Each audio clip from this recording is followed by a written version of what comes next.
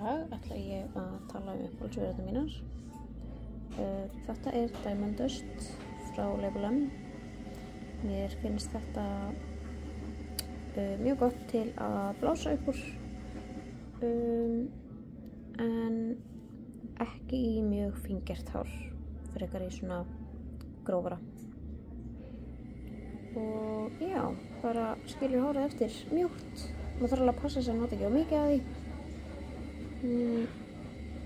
En já, finnst þetta ekki. Og síðan í greiðslur þá finnst mér þetta hérna Volume og Texture Spray algjör snilld. Finnst þetta góða lyftingu og já, maður þarf alveg að passa sig með þetta líka, að hrista vel og spraya alls ekki of nálægt hárinu, af því að þetta skilur alveg eftir svona hvíta sleikju.